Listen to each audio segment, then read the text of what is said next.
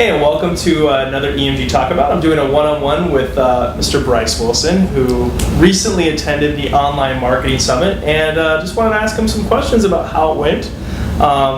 Did it meet your expectations, and kind of what is the Online Marketing Summit? Well, the Online Marketing Summit is they do nationally a bunch of different, I don't want to say smaller to lessen, but they're miniature sessions or miniature conferences. And this one was a 3-day long conference. I went to the first 2 days. So it's a little bit more intimate. I mean, which is probably what was appealing to you. I mean, a lot of times you go to these major marketing things and they're huge. Was it more of like a show your wares, learn about the industry, or was it more of like a networking kind of community thing, or was it a little bit of both? It was, for the attendees, it was more of like a networking and learning thing. And then, I don't know if it was a very good conference for vendors, so to speak. I don't know. There wasn't a lot of vendors there. I've only been to one other conference before this one as on the vendor side, and there was a lot more people at that conference than there was at this one, but it was more personal. The sessions, the presenters were like, okay, there's very few people in the sessions on day one, where it was like, hey, stand up, tell me about yourself, what company you're from, what do you do for that company, and what are you hoping to get out of this session?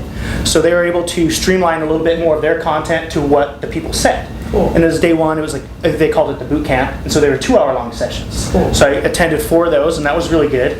And I think that day was more of like a Stuart Smalley daily affirmation for me. It was kind of like, you know what, I do know this stuff. I can do this. As opposed to more learning stuff, which was day 2 for me. It was a lot of stuff that was a little bit more complex. And so I enjoyed both days. I think the value of knowing that I'm doing stuff correctly and that we at EMG are doing stuff correctly is just as important as learning stuff. Right. So, what were some of those areas that you wanted to learn or expand more on? Well, I think for me, my role is transitioning here a little bit more as like kind of the content developer and the content syndicator and disseminator. And so I took away from the conference a lot of content marketing. Almost every session I went to, I made sure that was kind of what the focal point was. Mm-hmm. Sure, there were other sessions and stuff like that, but I was more focused on that because that's kind of where I plan on being here a little bit longer for that role.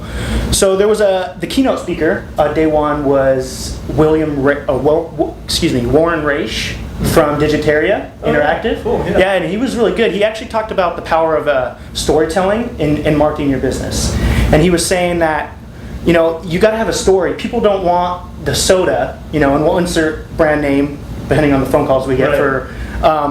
They want to know about your company and what's your company's story. It's more purpose-driven companies are actually on the rise and starting to do it really well because they're empowering their consumers to not only get their product or their service. They feel like they are giving back. Right. I.e. Tom's Shoes and the Red campaign with Gap and several other companies that were involved in the Red campaign. You buy these products or you purchase these services, and part of that money or part of what you did is going to help someone on the other side of the world. Right. And I think that's very empowering. And so he talked about a lot of video storytelling. Document these. On Tom's Shoes, they do a really good job about that. On his trips, he documents it and he talks about the impact, and they show the impact. Right. They're not just saying, hey, we're going to get these people shoes. You see someone get those shoes. And he's expanding towards eyewear now and other products. And so I think that the keynote was really good, and that kind of encompassed the whole takeaway for me was, we got to tell the story. We got to tell EMG's story. We got to tell our client's story. Mm-hmm. Where are they coming from? Why should you be interested in them? Not just their service, their product. You got to like the people or the company that you're purchasing for, and know that they're doing good. Yeah, people want to connect. I guess that's the advantage of technology, is it allows people to connect more. Where a lot of things, I think a lot of people feel that it actually leads to less connection. But what you're saying is that it's actually more meaningful connection. Yeah. And I think that's where what I'm hearing is that content does become so critical because it is that method of story, and content isn't, like you mentioned, the written word necessarily.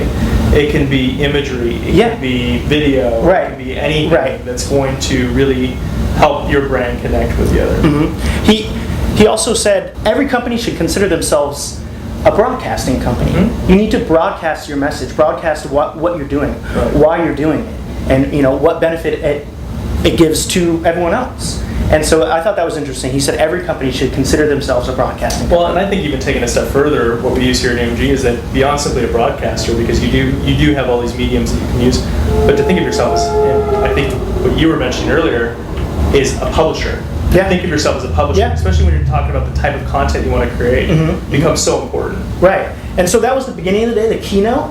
And then later on, some conferences I went to, it was talking about the start of the publishing. You know, what are your company's keywords? Yeah. How are people finding you? And they wanted you to consider what do your consumers say about you? What words and terminology do they use to say about you?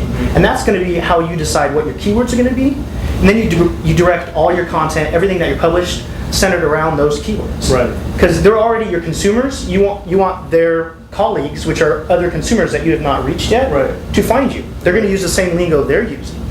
And there was one woman, Heather Lutz, from the Findability Group. She talked about, her session was tweet yourself to the top of results. And it was all about using those keywords in all your tweets.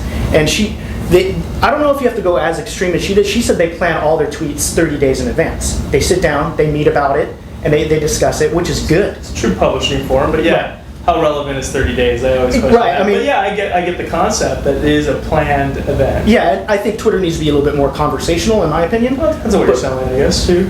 She gave a case study about Pirelli horse training, the Horse Whisperer, the movie. Right. It's based on this guy. And so he has a program called natural horsemanship, which is a term he made up, natural horsemanship. And they're marketing all the marketing materials, everything was based around natural horsemanship. Have you ever heard of natural? Yeah. So if Therein lies the challenge. they're marketing to their consumers that they already have. Right. The people that were already finding them. Right. So their business plateaued. They weren't seeing any new consumers coming in. So she came in and helped them create different keywords and everything like that. She used a thing called a Google Wonder Wheel. I don't know if you've heard of that. I've never heard of it before. It was really cool. You do a Google search, but you type Wonder Wheel and say, so horse training is like the center, and then it's got all these different segments, like conversations that are surrounding cool. horse training.